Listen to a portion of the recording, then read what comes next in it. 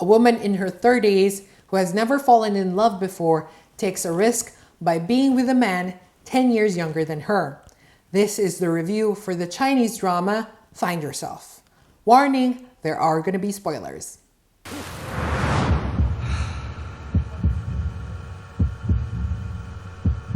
贺百清，你露馅了。露什么馅儿？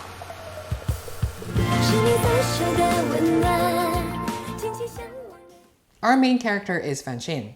She is a manager for an interior design company centered mostly for newlyweds. The office gossip is centered around her because at 32 years old, while she is successful, she is still not married. Moreover, she has never had a boyfriend, or I don't think she has ever been kissed. She is banking on her university friend, who made a promise to her when they were going to school that they will get married if both of them are still single by 30. Our main character is strong-willed, independent, and faces challenges head-on when it comes to her family or her career. But when it comes to relationships and boys, she's like a child learning how to ride a bike. She absolutely has no experience and keeps on tripping out and trying to figure out what do boys actually like. She's your typical Asian adult who cares more what other people might think of her or what the neighbors might say, despite the fact her heart telling her that it's what she wants. Our male lead is Yaoqing. Yaoqing is working under Fan Xin in the same interior design company as an intern. At first, he pretends to be her boyfriend because her old friend invites her to his wedding. Throughout the series, they develop feelings for each other and decide to be boyfriend and girlfriend, but in secret. Fan Xin cannot get over the fact that they have an age gap issue, and she's afraid of what people might think, so everything's hush-hush. The story mostly revolves around the secret relationship and how Fan Xin gets over preconceived biases and how she manages a relationship for the first time. Her stupidity in relationships shows when Yaoqing gives her a necklace as a first gift. When she finds out that the gift is actually very expensive, she goes to the merchant and gives it back for money. She kind of hopes to give the money back to Yaoqing, but when she thinks about it, she realizes that what she did was wrong. Taking stupidity to the next level, she asks a guy who is courting her to buy back the necklace for her and pretend to her current boyfriend that she had the necklace all along. Another dumb moment for her is when the office relationship romance has been overcome. She does not do anything to fix the failing relationship between her and Yaoqing. Our love triangle is complete with Lu Ming. He is the successful, career-driven, and established guy that is age-appropriate for our female lead, Fan Xin. The problem is he realizes his feelings a bit too late in the story, and he discovers that she's in a relationship with Yaoqing. He instead settles as a best friend who helps her and supports her throughout her relationship. But because the character is hardworking, motivated in his pursuit for love, he kind of grew on me. Also because he is a fun character. We see him dancing around and breaks jokes in the middle of tough conversations. My favorite scene of him doing a joke was when he made a cat gesture about lucky cats, and that was funny for me. Before we go further, I just want to mention that Fan Xin is killing it with the dresses and all the outfits throughout the episodes.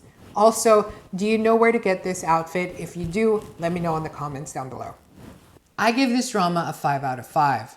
There are a lot of fun and enjoyable moments throughout the story, and I was really laughing with the characters, especially the secondary characters.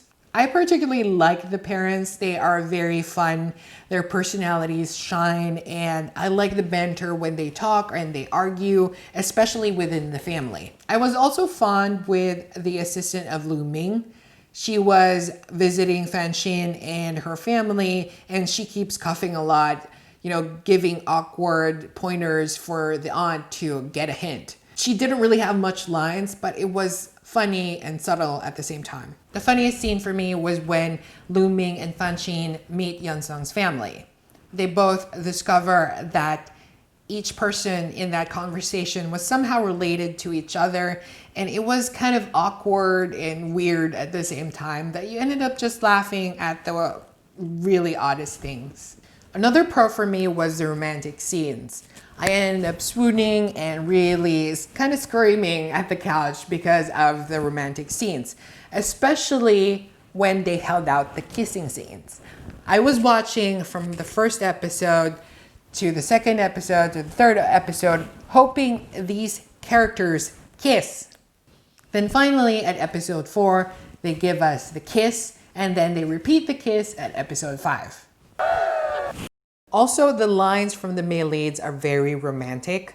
Yunsung has a scene with Fanxin where they fight and try to get on each other's nerves.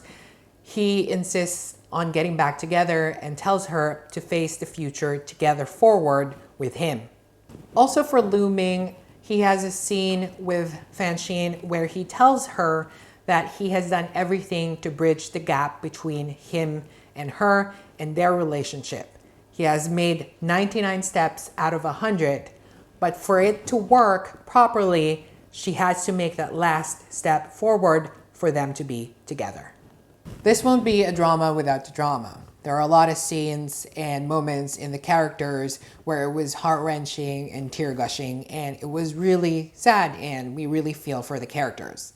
By far, I think the most dramatic scene was when the father went missing.